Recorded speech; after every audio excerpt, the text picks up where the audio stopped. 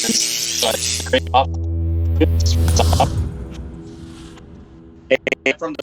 is that what you learned from the restaurant?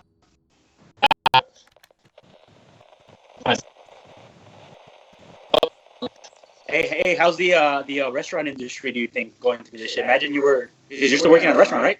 Yeah. The only reason most are open is because they need to stay afloat. Damn. Are you guys busy or no? No, we're that's where I was. 3, 2, 1. What's up, everybody? Welcome to another episode of Thought Process. To get us started today, I'm going to give us another haiku. This one goes like this. My two plum trees are so gracious. See, they flower, one now, one later. So, today, to help with this haiku, I brought on the dream team, Mr. Gilbert Santos himself, and Mr. Robert Nunez. And Greg is also with us here today. What's going on, everybody? How are you guys doing with this quarantine? Not much. Good. Doing good. Just sipping on some drinks. Sipping on some drinks. So for this to work and to be more precise, we're just going to try to talk one at a time. So raise your hand. Well, you're delayed though, Marco. So your hand raised. Let's try that again. Marco. Say it again. Raise your hand. Oh, is this an M&M? Oh, wait. No, I'm just kidding. So what is this? So to help with the social distancing and, abide by the rules that we've been given by our local government, we're doing this virtual. Thanks, guys, for joining me on today's podcast. How are you guys doing in this quarantine? Are you guys still sane or what? We've never been sane. So, Hey, Speak for yourself, buddy. you're not sane. No. learn how to do things on my own. And the things that you usually have to rely on a certain person for, like getting a haircut. Like, how do you back your head? Like, I went online and searched different strategies of doing it on my own. It's like that.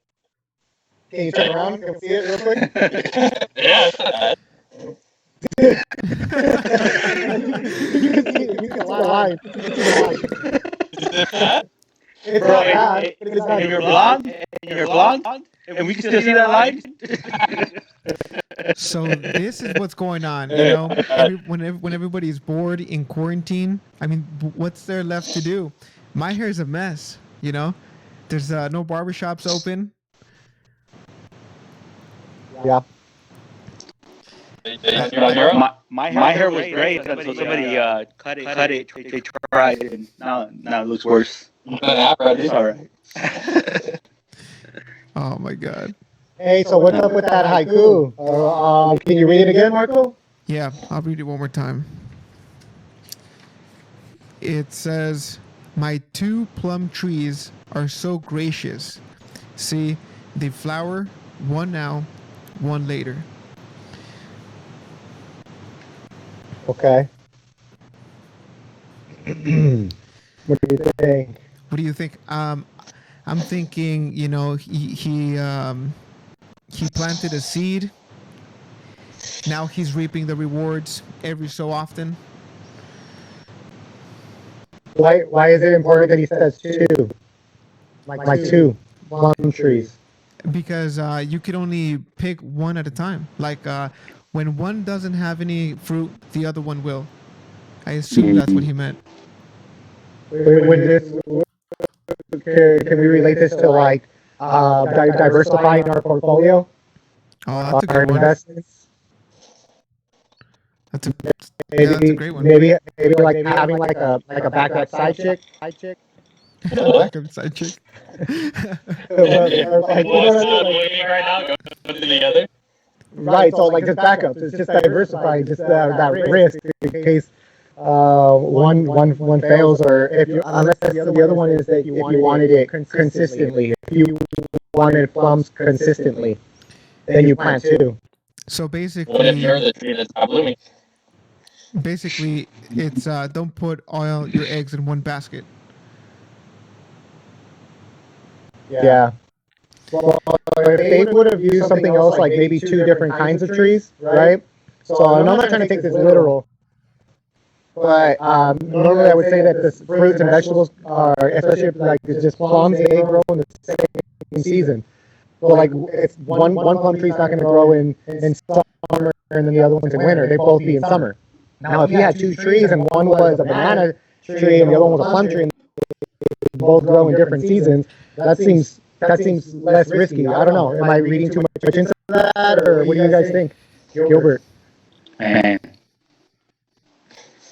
I mean, the idea of having, well, it's I see it as it's plan A and plan B, because not always one can give more than the other, uh, but having less things to focus on is sometimes a lot better, and it'll create more bloom, more harvest than if you have like 1,000, if you know what I mean.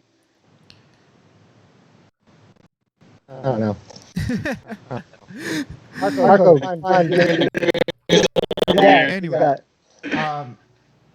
I mean, yeah, we can think about it and maybe discuss it along the podcast. So, what's something that that's helping you guys stay sane within, these crazy times right now? What are you guys using? Any tools? Have you guys started reading any new books? Any tips? Personally, I've just started working out a little more. I went on a 3-day fast. I called it a dopamine reset, which basically it came up because I watched this video on YouTube called "How I Tricked My Brain to Like Doing Hard Things" by a channel called Better Than Yesterday. And basically, the theory is if you deprive yourself from all the stimulants, all the excess, all the fat, all the things, all the bullshit that we don't need, you can then focus on the things that you have to focus on.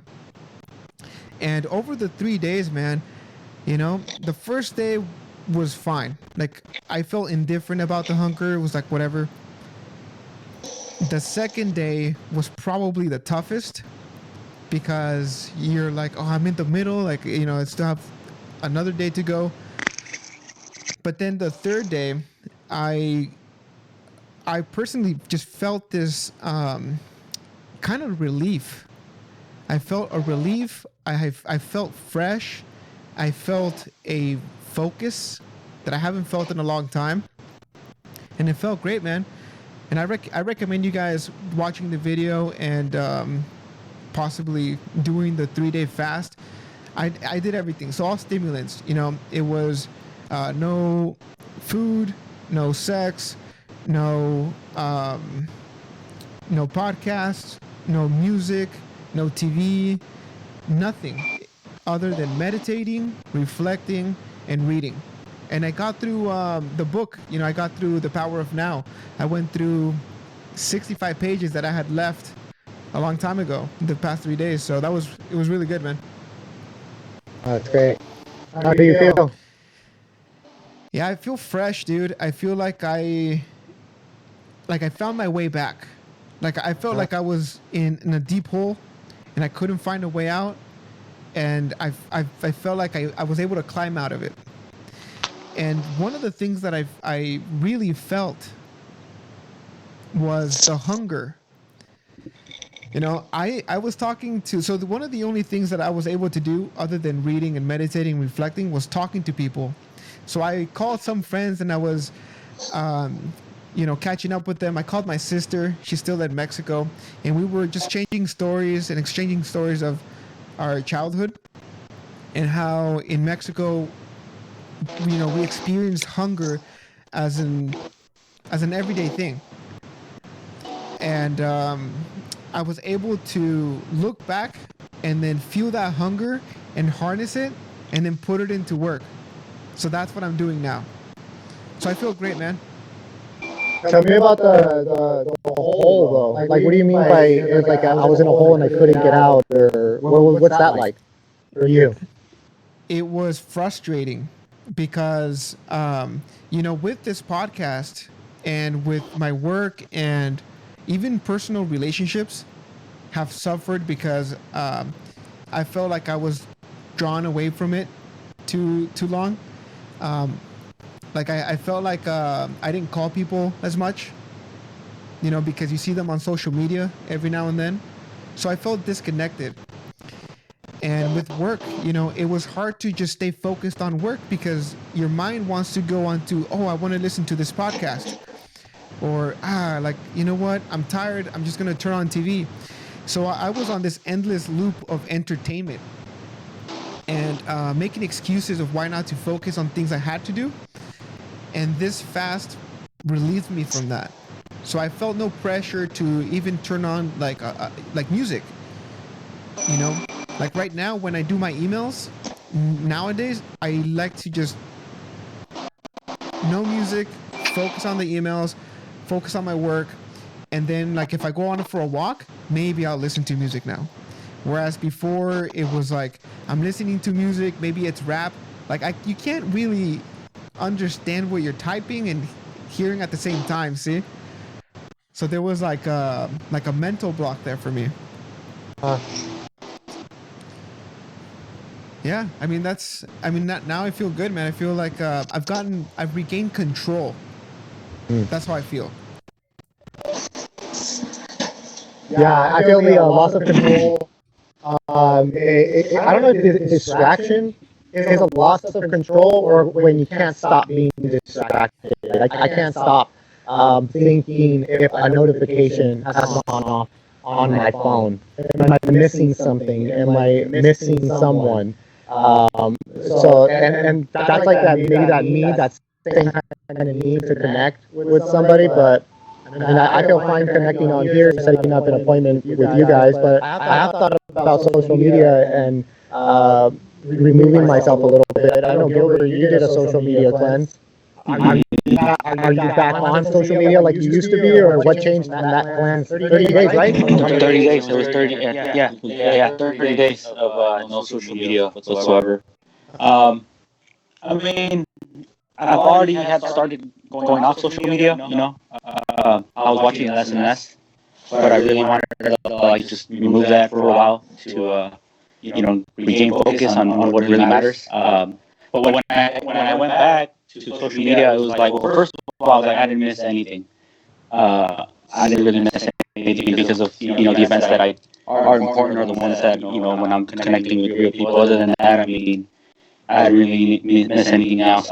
Now, I tend to catch myself starting that pattern again of being on social media all the time. So now I started to back off again, and it really does get you more focused. You're 100% more focused on what really matters. Because it takes a lot of your time. And it doesn't feel like it because you're on there and you just get hooked, and an hour goes by, 2 hours go by, and you're like, damn. So add those 2 hours to more of what you're doing for yourself to be successful is I think more important. Yeah. Yeah, man, that's actually what prompted the detox for me. It was I caught myself, I went like this like last week. I finished work. My wife still hadn't come from work, so I'm like, oh, I have free time. First, it started with social media. Then I went on to watching a podcast.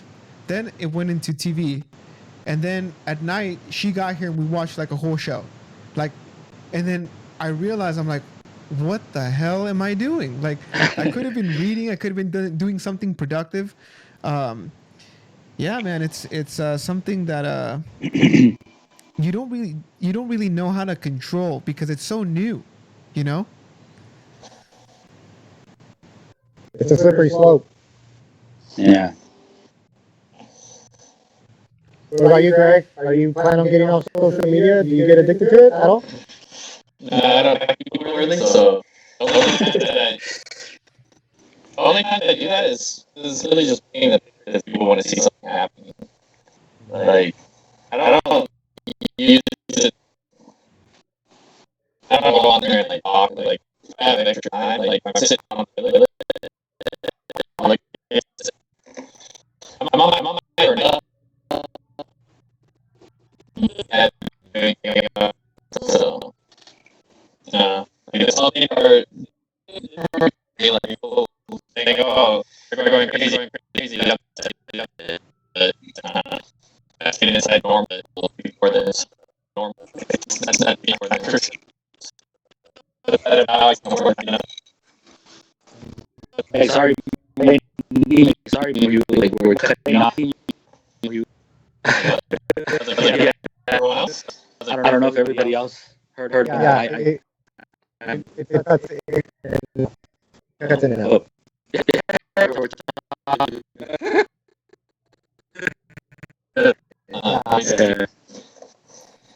Hey, Marco. Yeah, what's up? I could hear you. So you did 3 days without any food. What did you learn about food and your body? Gosh, Did you reach any kind of spiritual or maybe just a different perspective on food and yourself and the way you were consuming food? 100%. I wouldn't call it spiritual, but like I said before, in Mexico, man, when when I was back in 1993, I was 4 years old, barely starting to become aware of things. I remember that we had this tortillero man come in a truck and drop off warm tortillas in the morning, and then the only thing we would have would be those tortillas with salt. So I realized, within the fast that I'm like, you know what? For a little while there, I was starting to think that I couldn't go a day without eating. And then because one of the other things that happened was I was starting to eat too much fast food, and so I realized, I'm like, dude, I have to put an end to this. So everything just kind of bundled up together. Yeah, but I realized that you don't necessarily need 3-4 meals a day if you're not expelling the energy. And I also realized how good home cooking meal is, like a home cooked meal is. And yeah, other than that, no spiritual awakening of any sort. Although I did read The Power of Now, and I did hear some and see some like new spiritual endeavors I might partake in. Other than that, no, man. Just yeah. So 3 things.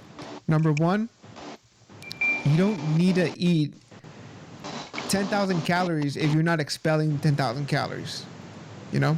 Number 2, a home cooked meal tastes better than any fast food restaurant that I've been to. And number 3, I guess just to bundle everything together, I saved money, and I started becoming better at cooking. So those 3 things I think are the ones that I've felt, and I feel like I grasped them, and now I can continue to do that from now on. Have you finished The Power of Now during your fast? How did it hit you? Did it hit you during the fast? A little bit more than when you were reading it with all your distractions? Yeah, man. This time, the whole book, dude, I read without putting notes or tabs. The last few chapters that I read, they're all tabbed. There's notes of things that I've learned, things of like lessons that I've learned, things I should remember, things that I think other people should read. So definitely a lot more focus, but I'm still processing the information now. It's still. Do you have a book with you right now? Yeah. 1 second. You want You want to read some of those notes that you wrote? I'm curious about it. Yeah, man. Did you finish the book, Gilbert? Huh? You finished The Power of Now? I'm almost done. Yeah. Where have you gotten it from it so far? For now, the living in the now, and with that, with living in the now comes all of this, spiritual awakening, all of this, like the learning and everything, by just taking it, living in the present, like really enjoying the things that you're doing, and really learn, So it's been really good. It's a very powerful book. I really recommend it. If you were to like, because The Power of Now, I mean, we're suffering in a way, but this book tries to get us back to like thinking about not just where we're at, but how we're feeling. Yeah. Just like social media, I know what the book did to us. It kind of stopped making us worry about the future and the past. But Exactly, yeah. after the cleanse, you read the book and you go back to your old ways. You go back to worrying about the past. You go back to worrying about the future. Has that hit you? Has it come back again? It does at times, but it's because of learning that book, because of reading it and getting all that information, is you're able to bounce back. You're able to remember all of that, and and stop yourself and reanalyze what you're doing, because that's what happened to me at the beginning of this whole quarantine.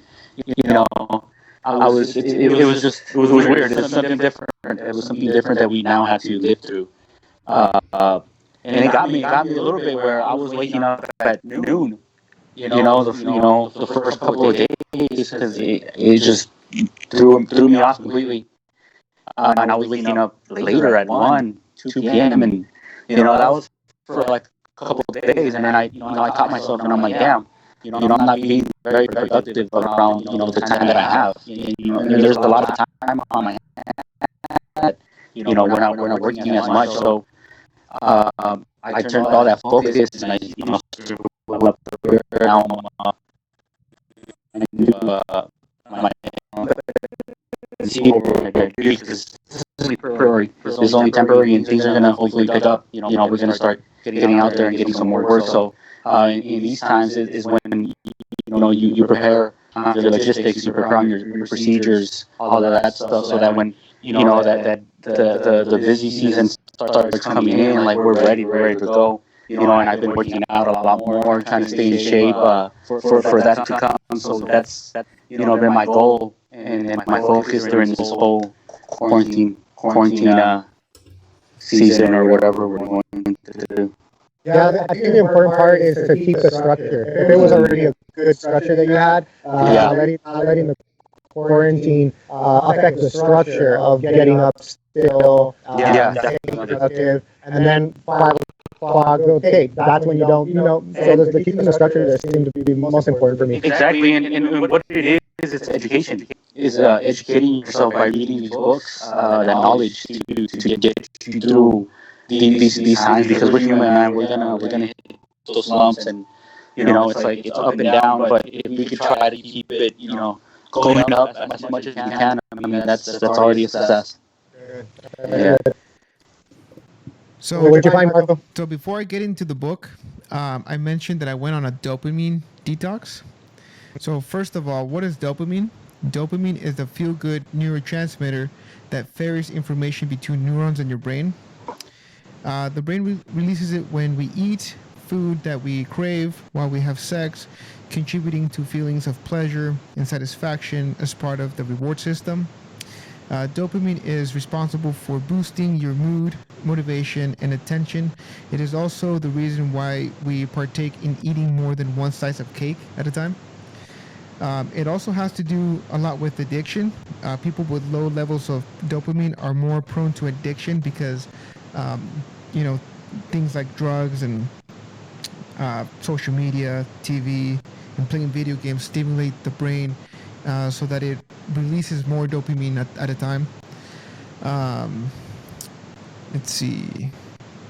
Yeah, so that's what dopamine is, right? And so now let me get into the spiritual, theoretical, and psychological aspect that I've read about it. So, on The Power of Now by Eckhart Tolle, page 152, last paragraph, it says, every addiction arises from an unconscious refusal to face and move through your own pain. Every addiction starts with pain and ends with pain. Whatever the substance you are addicted to, alcohol, food, legal or illegal drugs, or a person, you are using something or somebody to cover up your pain. So that's something that I'm like, damn, I have to remember that every time I pick up social media or go watch TV. Is there some pain that I'm not paying attention to? Is there something that's stuck and keeping me like back? Like, what is it? I have to go through it. Sometimes we go on social media or we binge it, on food or drink a ton of alcohol until we pass out, because there are feelings in our bodies and emotions that we don't want to see and we don't want to let out, and so that's a good one right there. Yeah, I mean, and then also there's an excerpt here from addictive to enlightened relationships. That's a good one, man. If for a couple, I learned a lot from that one. What about? For instance, so right here he's talking about your pain body. Let's see. Your pain body would be, well, your body, and basically where you feel all your emotions. And yeah, so let me read you this paragraph here. So this is referring to the pain body. And Robert, I don't know if you can describe it a little better, like the pain body. Do you know what it means by that? No? So it says, if you stop investing it with selfness, the mind loses its compulsive quality, which basically is the compulsion to judge and so to resist what is, which creates conflict, drama, and new pain. In fact, the moment that judgment stops through acceptance of what is, you are free of the mind. You have made room for love, for joy, for peace. First, you stop judging yourself, then you stop judging your partner. So that's a great one, man. But so this is one that has to that correlates more with what I was feeling, 6 months ago, 8 months ago, when I was going through the anxiety and depression phase. So right here, he's talking about how he lived with several Zen masters in his life. Some were cats and some were animals, and sometimes he saw like ducks, and he thought that ducks were like Zen masters. But this is the thing that I learned, which says, so I have lived with several Zen masters, all of them cats, even ducks, have taught me important spiritual lessons. Just watching them is a meditation. How peacefully they float along, at ease with themselves, totally present in the now, dignified and perfect as only a mindless creature can be. Occasionally, however, two ducks will get into a fight, sometimes for no apparent reason, or because one duck has strayed into another's private space. The fight usually lasts only for a few seconds, and then the ducks separate, swim off in opposite directions, and vigorously flap their wings a few times. They then continue to swim on peacefully as if the fight had never happened. When I observed that for the first time, I suddenly realized that by flapping their wings, they were releasing surplus energy, thus preventing it from becoming trapped in their body and turning into negativity. This is a natural wisdom, and it is easy for them to use because they do not have a mind that keeps the past alive unnecessarily and then builds an identity around it. So this has to do with what we talked about last time that you guys were here, the last podcast. We were talking off the air, and I was expressing to you guys that for the first time I realized that I had so much energy built up in me that I didn't know, like I had no output for it. It had nowhere to go. So my body interpreted it as adrenaline. And so I had the fight or flight response, which was, basically like a panic attack. And since then, I started exercising, and that's like no more, man. It's gone. You know, I've been pushing myself. Today, we went to 1,000 steps. Even though they closed the steps, there's still a trail with like a little mountain. No people. The mountain by ourselves. I just ran it up. I ran up a few times, did push-ups up the top, exerted as much energy as I could, and then I came here, and then it translated into cleaning the apartment, doing my emails, and now doing this podcast. It's amazing. But I think that there's a whole podcast that, you know, do and that we need to dedicate to this book, man, because there's a lot of things in there that we need to discuss, and, you know, hopefully people can learn from them, like I did. Yeah, that energy that you were talking about, and it can come out in a form of working out, which I think is maybe the one I think is one of the best ones to get rid of that energy. The one I like to use, and it's like my go-to one, it's creating. I'll do anything that's not created yet, and then just start creating, even if it's not going to turn into anything. I feel like that gets rid of a lot of that built-up energy. But like we were talking about earlier, sometimes we'll feel that energy, and just maybe purely by habit, we'll go and eat something, we'll go and drink something, we'll get that dopamine from our phone, whatever that energy is. I notice myself do that at times. The other one I do is I'll listen to music. That one's a really good energy release for me. I have that same feeling, but working out always seems to be the one that gives me the best kind of feeling afterward. Have you guys And noticed? sex. Sex is actually, I think, the top on everybody's list. You know? Yeah. It says that it's the Depends how it's done. I don't know. Can you guys can hear me, right? We can hear you. Oh yeah. Okay, so this headset's better. I don't know. Now you're What you like, guys buddy. are talking about half the time. I don't know if it's because I always extenuated myself whenever I went to the gym. Like I made sure when I walked out that my body didn't work anymore. That I don't get that same feeling. Like I don't get the like I'm ready for the day kind of thing. It's more like I'm done with the day kind of feeling.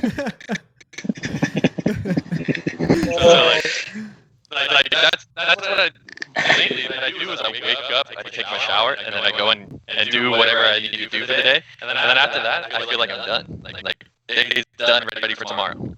Wait, that's in the morning? Yeah, dude. I'm like I'll clean my stuff, I'll take a shower, I'll get ready, I'll go to the grocery store if I need to, do dishes, whatever it is, and then if I don't work, I'm ready for tomorrow.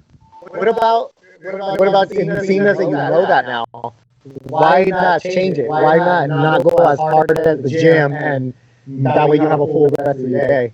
Well, sure, but I don't go to the gym anymore. But like what I'm saying, in general though, like I get the regular tasks done that you do in the day, and then it's just like I feel done. I don't feel like energized or like excited that I did anything necessarily. I think the energy I was kind of trying to describe, or maybe I don't know, maybe we're a little bit off, but let me see if I can describe it a little better. When the birds were flapping their wings because they were in a fight, that it's not like a caloric energy where like I'm feeling fatigued or something. It's a I want to say spiritual energy. But it's really just energy itself. But it's almost like when you have anger problems, they'll tell you to count down, or like if you yell into a pillow, or you yell in your car. I don't know if you guys have done that. It's like a built-up angst. It's something that sits uneasy, and it could be caused by an emotion of anger. It could be jealousy, greed. Sometimes it's a negative energy, but also maybe it's just like built-up energy that needs to be explored. Like I said, I get it out through creativity. Gilbert, I see a picture in your background. It's your colors, your drawings.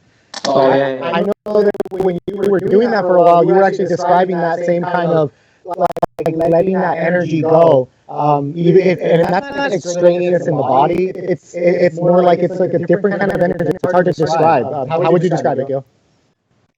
Well, it's very positive. It's a very positive energy because one, you're doing what you're enjoying, and at the same time you're just you're all your focus, and this is where the power of now comes in is you're living in the now. You know what I mean? Like you're really this is all that you're just looking at is just coloring.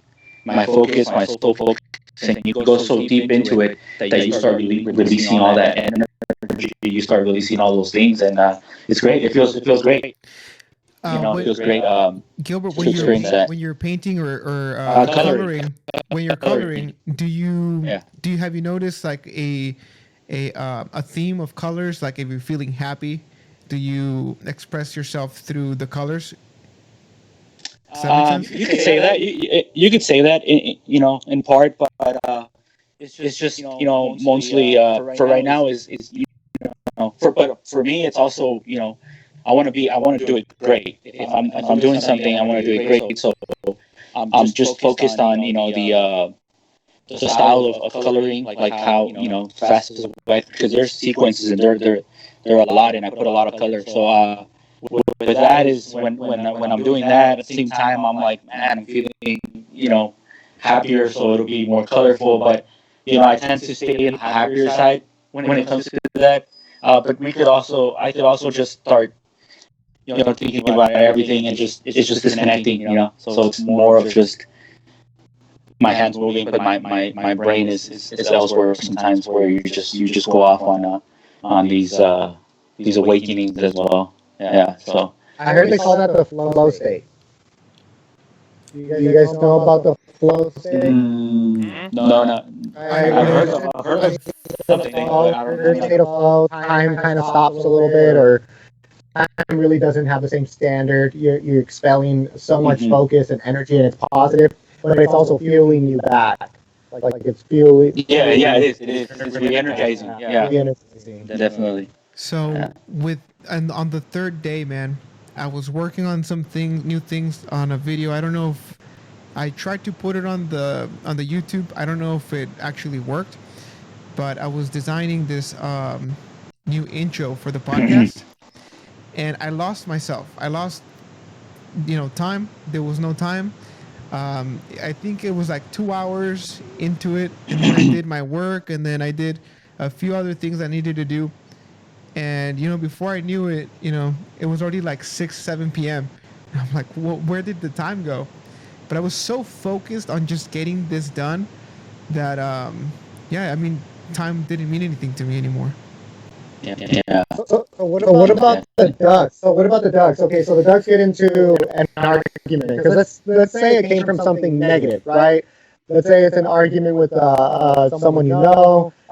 Maybe it's you're at work and some customer yelled at you or something negative. Like these ducks, like someone got into someone else's territory. They kind of swapped for a bit, then they took off and they flapped their wings.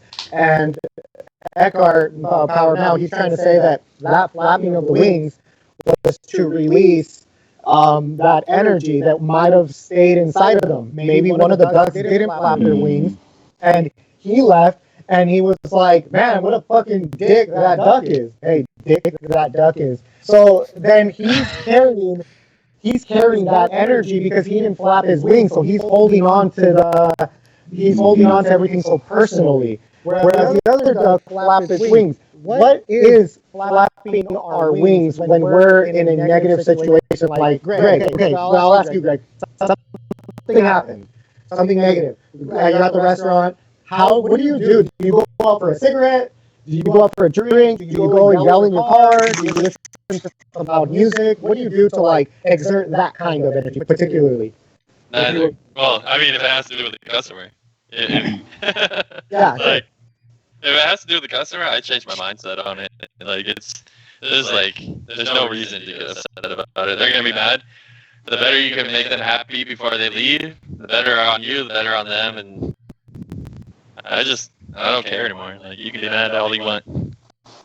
I'm sorry and move on. What's your flapping of the wings? Do you have one? Maybe it's not just with the customer. Maybe do you have a flapping? Do you guys have one? Yelling in the car? I kind of yell in the car sometimes. I try to go as high as I can and just let it go. It doesn't happen often, but it's a release of energy. said you work out, Marco. I guess mine might be playing video games. Okay. Like, I actually have a group of friends. Like, if you were at my house, you'd hear me screaming sometimes because, like, we do something that we find to be impressive, and we get super pumped up about it. Okay. That might be what it is. That sounds like it is. That actually sounds like it is. Like that release of that, whatever happened in the day. Because you can handle that moment with the customer, but it kind of like you didn't get to flap your wings afterwards, right? There's So a you go home connection and play and video kind of thing games. too, yeah. Because like there's people like, especially on the video game that I play, I've been playing with these people for 2 years. Don't know any of their first names. I mean, I know what some of them look like because we sent like a picture before.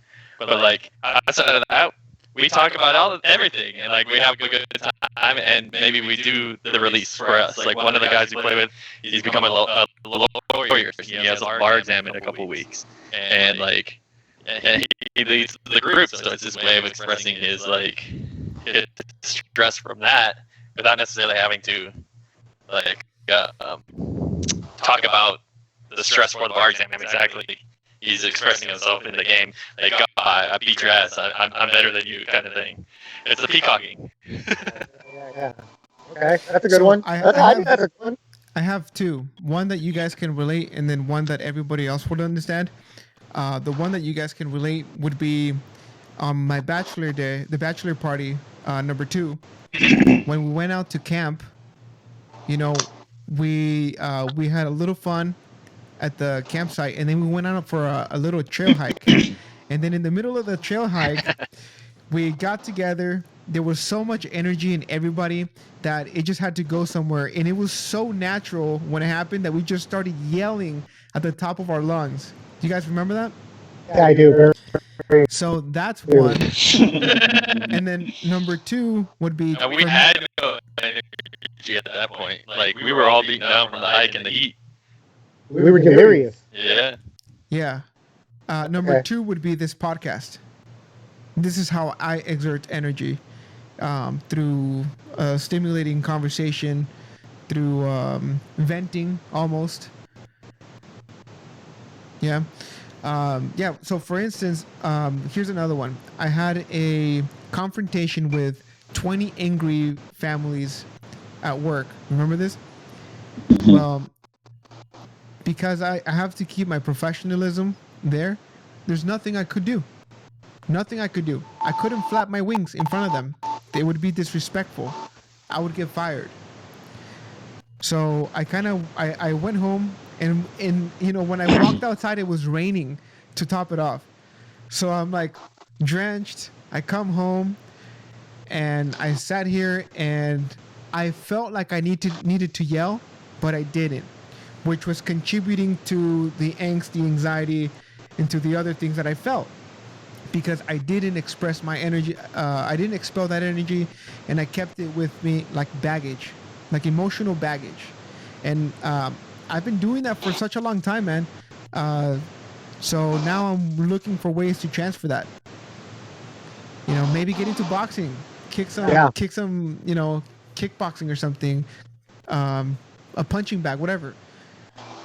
Yeah, exactly. I think that's why fighters. I think that's why these fighters fight in the first place. Mhm.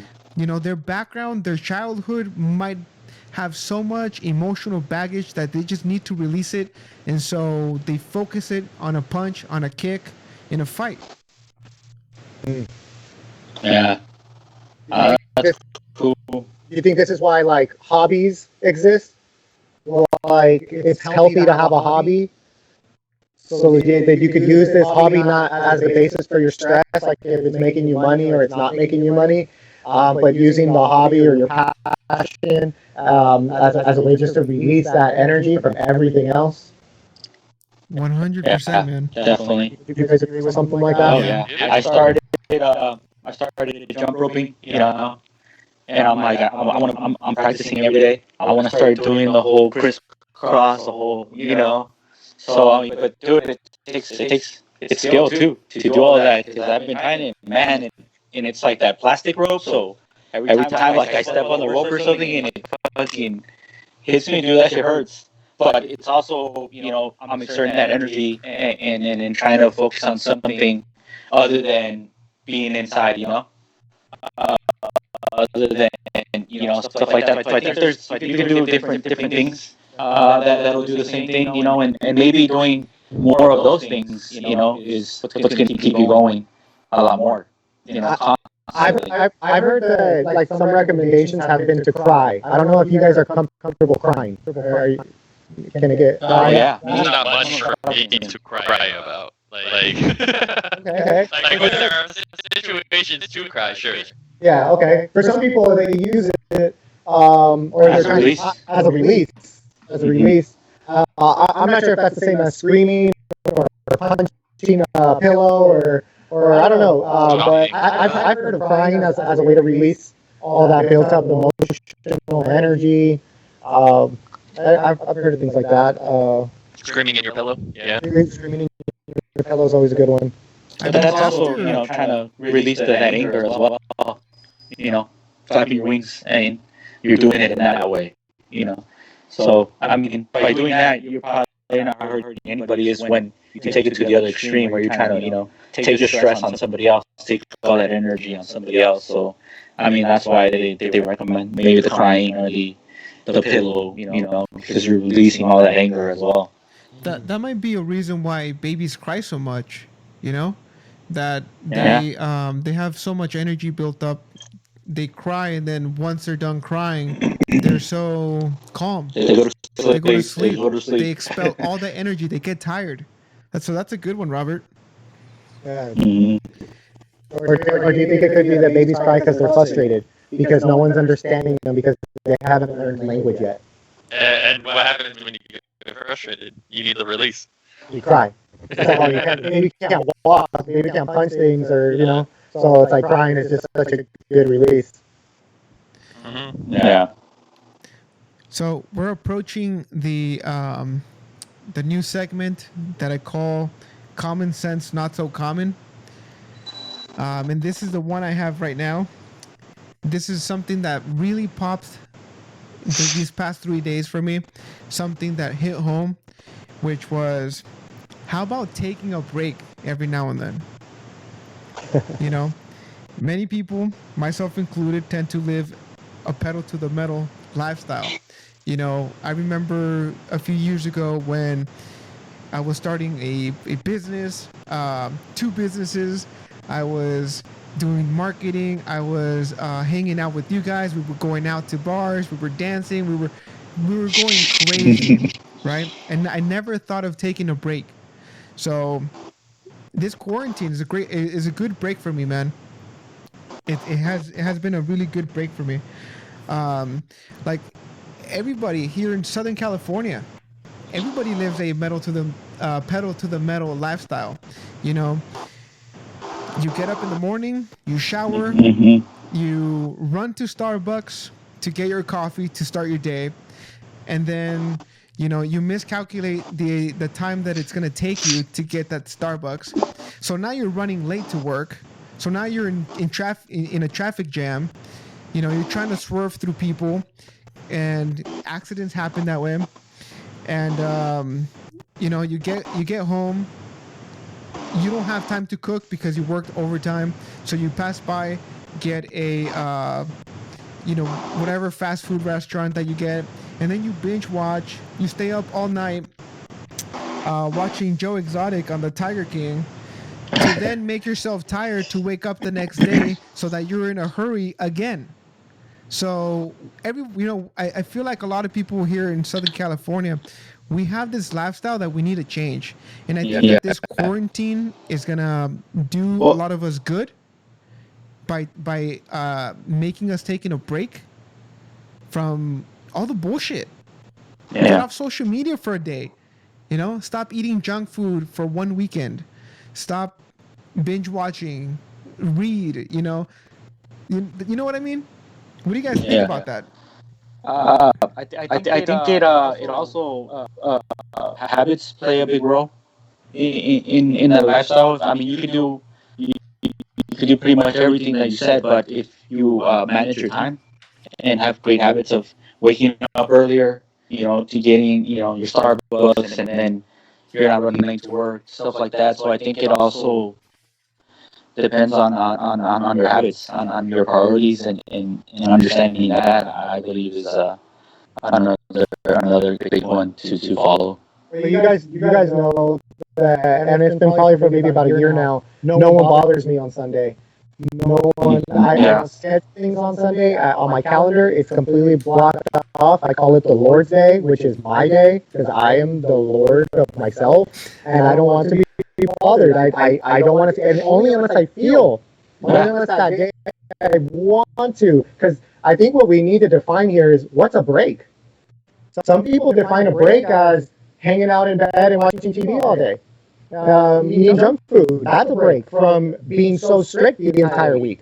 Yeah. So what, if we define what really a break is for our body, for our spiritual selves, a break from all different types of things, but what is that to me, or what is that to you? And I think that's the most important thing. Like for you, Marco, I don't know what a break means to you. I don't know what would give you some peace throughout, because you can do what you said. Like, let's say you did what you that day, you did that Monday through Friday, but Saturday and Sunday, you took a good break, a good rest from that rhythm, that routine. You might feel very rested to do it all over again on Monday through Friday. So defining what the break is to yourself and what it really means, because we could lie to ourselves, like thinking that a break is sleeping in all day, when really that's not what we wanted to do. Maybe a break for us was taking a drive at night, that kind of a break, or doing something different. I don't know, but defining it for yourself, what a break really is, without the clouds of what we think a break should be. Yeah. That's a good point to bring up, man, because everybody is going to interpret it a different way. And basically, that's what I want to bring up into light. Just taking a break from but you know what, dude? I'm also talking about the bullshit. Take a break from the bullshit. Lord knows that everybody needs it. You know? Yeah. So What's the bullshit? well, it could be things that are wasting your time. Like, that's what I found. That's why I took this 3 days. It was a break from all the bullshit to me. That was for me, which was social media has a lot of bullshit. TV is a lot of bullshit. You know, after watching Joe Exotic on Tiger King, I don't think I need to go to Florida anymore. Like, I thought I had to go to Florida, not anymore. Like, I know everything that I have to know about Florida. What Damn. else? How's that PR for Florida then? I'm just kidding, dude. I would totally go visit a zoo. No, what else? Yeah, it was mostly the internet was a big one. Taking a break from the internet. I think it consumes a lot of people's lives, particularly children's lives. And yeah, I think everybody needs a break from that. Yeah, I agree. So, do any of you guys have any common sense, not so common, that you guys see that other people could use? Yeah, breathe. Breathe. That's mine. That's a good one. That's mine. Yeah. I don't know. Yeah, could you dive into a little more? Like, what Yeah, do you mean? it's just like such a common subconscious thing, but if you really caught yourself how you breathe, there are times when I'm noticing, because I have my headphones on, that I'm actually not breathing properly. It's really like a short breath for a little bit, but it's just supposed to be such a very, very common thing for us to breathe. But why is it that a lot of us don't know how to breathe? Like Gilbert, you were a runner in track, right? Or cross country, breathing is like a huge thing. Actually, you get taught how to breathe. When you're learning how to meditate, you get taught how to breathe. When you're learning how to sing, you get taught how to breathe. But how the hell are we getting taught how to breathe when we've been breathing since the moment we came out of the vagina? It doesn't make any sense, but we don't know how to breathe. So it seems common sense, but it's really not. I'm still learning. It's something Marco and I were talking about with standing. I just changed my computer desk to be more of a stand-up desk, and the way I stand, my heels hurt like very, very quickly. Like after like 10 minutes of standing, my heels start hurting, and it's because we stand on our heels because of our shoes, and shoes have trained us to stand the wrong way. Oh, okay. And it's the same thing, like how you just said with breathing. Like, we've been breathing our whole lives, but have we been breathing the right way for certain parts of our lives? Like, we don't breathe the same way when we stand still as we do when we're sprinting. Yeah. But, like, we assume, oh, I breathe this way all the time. I should be able to do it the same way when I'm running. Yeah. Okay. That's a good one. That's a good Same one. thing with standing. So, like, I've actually gotten a yoga mat to put under my heels to make me lean forwards. So when I stand, I'm standing more on my toes than on my heels. I would connect that too, Greg, with posture. I mean, I've been working on my posture for a while now, but I would connect that with that. That's on the gorilla mindset. The book Gorilla. One of the biggest things was stand up straight. I mean, I can't see that. It seems common, but it's not that. But I guess it would be like the same thing with the break. Then, how do we take a break? How do we breathe? How do we stand up right? We really have to define what a break is to us. What about for you, Gil? For me, Common sense, break? common sense, not so common. sense. Man, I don't know. I can't think of one right now. But you guys touched up on all the ones that are good. Yeah. Yeah, that's good. Mm.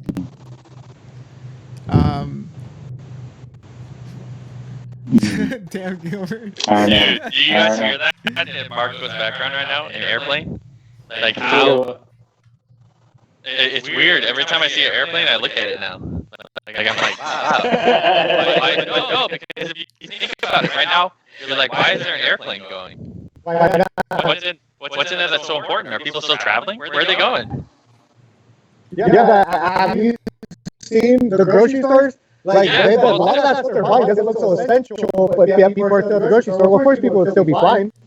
Sure. Well, yeah, but I mean, like, okay, if you go outside right now, you guys all live in an apartment. Go outside tonight around like 7:30, okay? And just go out there and listen. It's going to be quieter.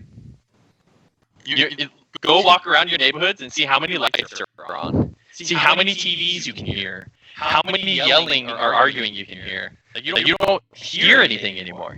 Shit. You don't. You live where I live. I hear everything, bro. They're loud. I walk down the street. I don't see anyone. There's cars everywhere. No. A car every once in a while drives down the street. But like, there's not. Like, people aren't making as much noise. Like, no one's yelling at each other. No one's freaking out. They're just sitting down watching TV in this quiet, like, attitude. Like, not when you live in an apartment complex full of different personalities.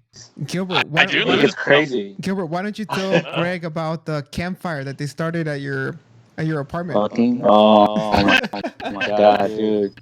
God. They almost burned down the one of our unit where we live, where I live. The upstairs neighbors burned their fucking room down.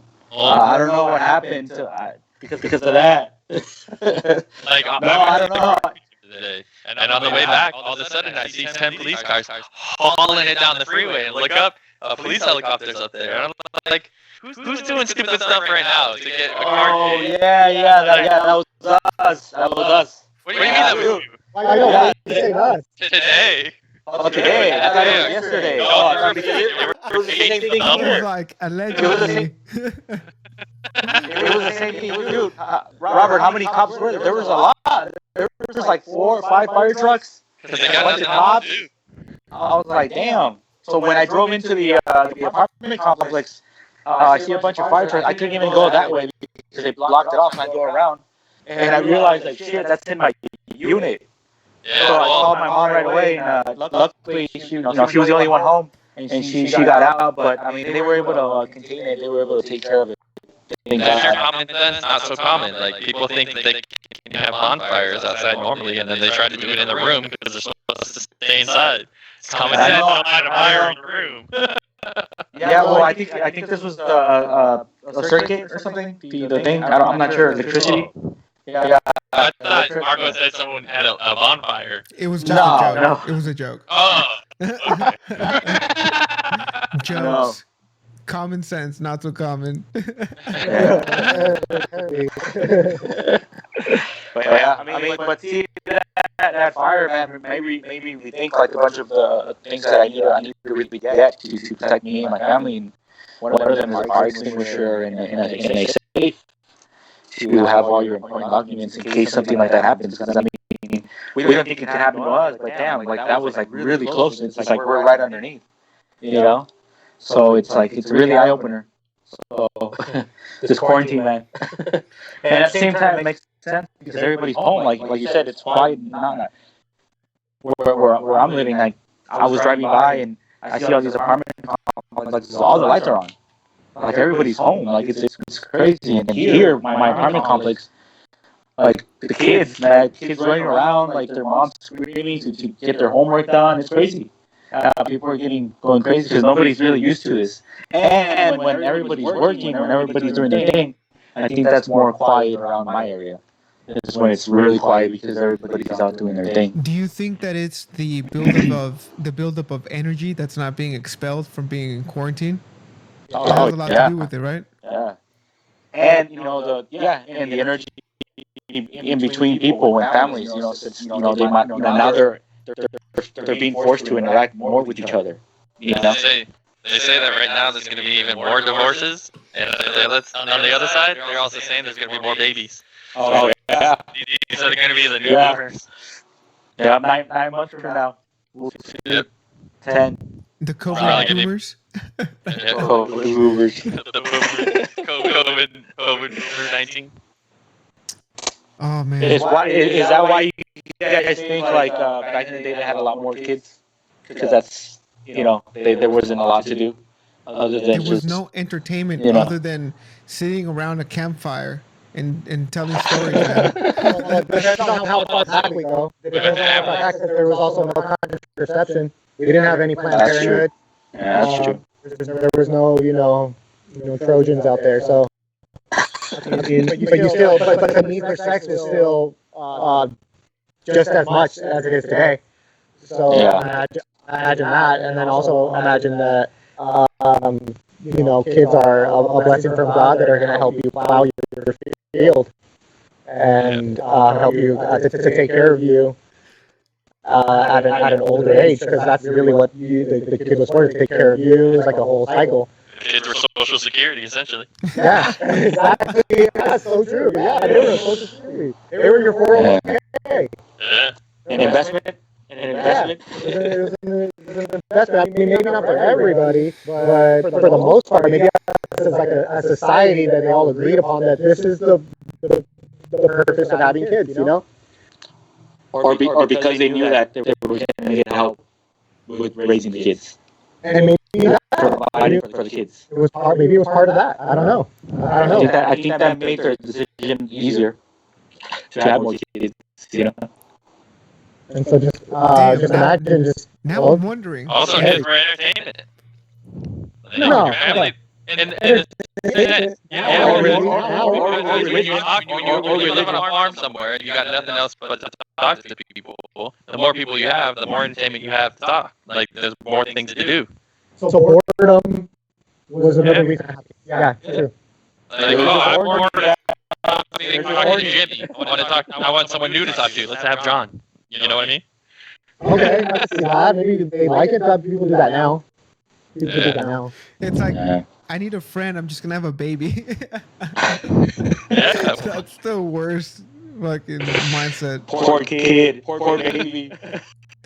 Why? You want the child to give them attention. How is that more? I know. I feel pretty good for the kid wanting the parent to say, "Hey, I want a friend." No, because I'm gonna create my own friend. Like, let's go. And I'm like, yes. Oh man, that's funny. Wow. It's been crazy. It's the times we live in now. It's crazy. Definitely changed the world. There's something that I learned out of this: how to make soap. I learned how to make soap the other day. I'm gonna start making soap. It's crazy, dude. What? Yeah, man.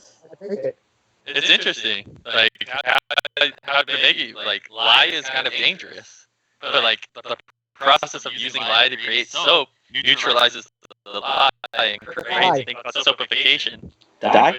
No, lye. Lye. It's like something people use for like clearing out drains and stuff. Like Drano? Like Drano? No, it's not. it might be injury. No, I don't know, but it's called lye. Lye, I think is how it's spelled. And you use that to create soap. That's what makes it like thick and everything. I didn't know that. Yeah, once that gets neutralized, it creates the process of soapification, which then essentially makes it thick. And then once you dry it out, it becomes your soap bar. What did you add to the lye? You add like olive oil. You can add a bunch of different types of oils, and then you can add in something that exfoliates, so like what is it called, lemon rind, or like orange rind, or something like that, or whatever else you want, like essential oils to get the scent, and then you just let it dry out essentially, and then that's your soap. Calm down, Heisenberg. Wow. I Damn. thought he was It's dead, so man. interesting. I think I'm gonna try it because like once we get out of this, people are gonna want soap, you know? Hey, Greg, so I guess you haven't been working out lately then, huh? Huh? Because you've been working on your candles, on your candles, on your soap. No, I haven't. Well, no, because I'm taking it serious, but I'm not necessarily worried about the virus. Like, it's not gonna go away. Like, eventually, at some point, you're most likely gonna get it. How's it gonna affect you? Who knows? That's how I see it. So it's like I'm taking it serious as long as I can. Like, So would you rather charge into it and just If you could, because that's the whole point of not going outside. It's not to stop it. It's just to give enough resources at the hospital for when people get it. That's all it is. yeah, but you're also minimizing your chances of actually getting it in this peak season, you know, because it's not going to go away, but it'll eventually, be, we'll get a vaccine, we'll get it under control. But till that happens, I'd rather not get it now, and then if I do get it in the future, at least there's like a vaccine, you know. Yeah. No. I mean, if nothing was called to close down the restaurant and to shut it all down, I'd probably still be working. The moment I saw they shut down Disneyland, I was like, damn, this thing is serious. Like this thing is serious, dude. For fucking Disneyland to close, it's crazy. Yeah. It's crazy. So, Gilbert, out of this quarantine, what's something that you've learned so far? Oh man.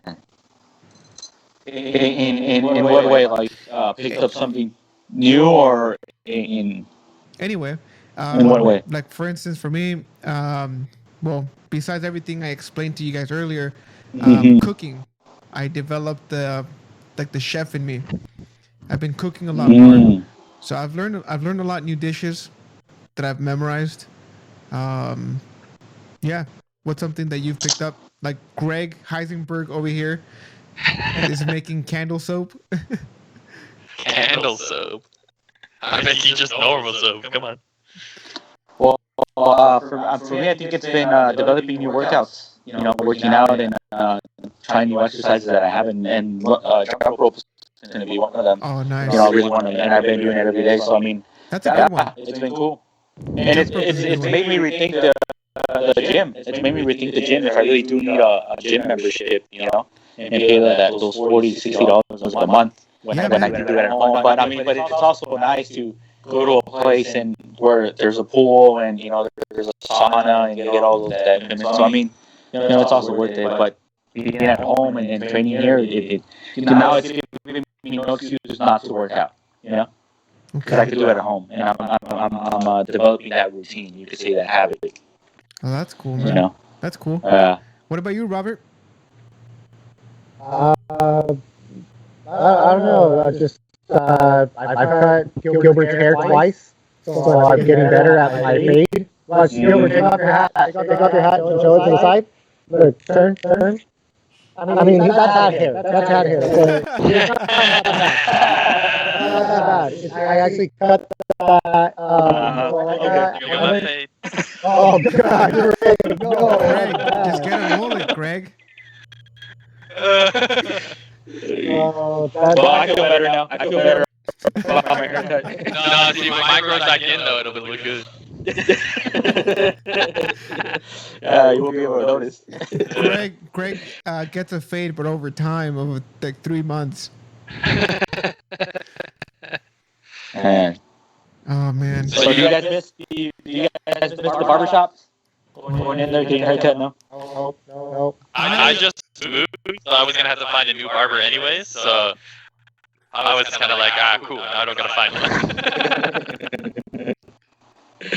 What do you guys miss the most, though? We can start with Marco. Marco, what man, really? do you miss the most? The most. Honestly, having these conversations in person. Okay. That's when we used to get together Correct. at one of the apartments, just hang out, play some music, some games, and just conversate. It's the best, man. Hanging out with friends, loved ones, people. So I would say people. I miss people. Yeah. For me, I just moved right by the ocean, and now I feel like I can't do anything. Like I wanted to go kayaking, and I wanted to go like my roommate has surfboard, so we were gonna go. I was gonna learn how to surf, and now it's like I guess you're still allowed to do it, but you just don't feel like you should do it.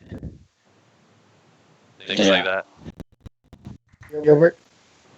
Me? Fucking the cleaning up, the sweeping after, because you usually just go to a barbershop to just relax, but then when you clean your hair at home or something, the cleaning up, well, that's why I missed the barbershop. Okay. I'm sorry, man. You threw me off. I thought you. Why? Isn't that what we're asking? No, it's good. This guy threw me off because he started talking about something else, but I'm like, wait, weren't we talking about the barbershops? No, what do you miss?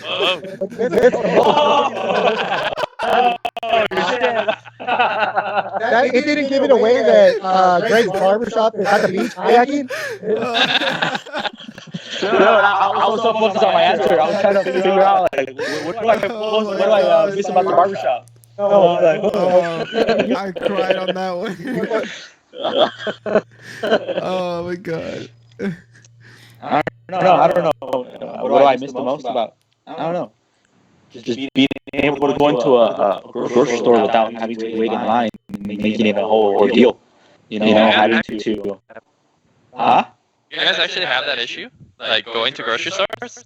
Yeah. You can't just walk in anymore. Like you have to wait outside, and they're only letting a certain amount of people at a time. So I had that issue. What stores have you been going to? Marketplace, Target, all that. The Ralphs, Albertsons, Costco this morning. No wait. Like you walk in slower because you don't want to like be in someone's business. But there's no like line. There's no like stop, wait. Yeah. If you go later on in the day when everyone goes out, yeah, that's Maybe, different. yeah. But like every time I've gone, there's been like a line, and so it just becomes a whole ordeal, and and then everybody's like, dude, it's weird. Like you're walking, nobody wants to even look at you. Everybody's just trying to get in, get out. It's crazy. I make sure to say good morning or good night or like hello. No, nothing. Like, They're just I like make sure with their to mask, and they're just like. They're walking around like somebody farted, right? And they don't know who it was. They're walking around like this. Come on, you guys look at people when they're good looking. You can't tell now. That's all. Like you're walking out, you're like, dang, and then the mask comes off. You're like, dang. It's like, hey girl, nice eyebrows. It's a different world. Hey girl, nice eyebrows. Hey Greg, you're gonna do really good in this quarantine if you put the mask on. I should start wearing one just because of that. Oh man. Hey, man. Like a 4 to a 9 or what? That's gonna be the next fashion trend is the mask. Blue eyes, Greg. They're gonna sell masks. Oh man, that's hilarious. All right. That's good, guys. That's good. Well, yeah, man. Well, thank you for joining me on today's podcast, guys. I had a lot of fun, a lot of information. I'm gonna have to go back and listen to it. This one was one for the books. And to end this one and leave you guys, I'm gonna read an excerpt from the Heart of Buddha. So give me a second. Let me find this one.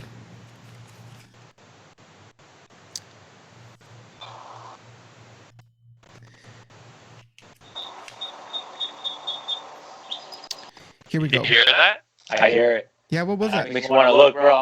It was just birds and the sound of the wind. There were no planes. There were no. Now I hear were our neighbors neighbors eating. There was no skateboards going down the path.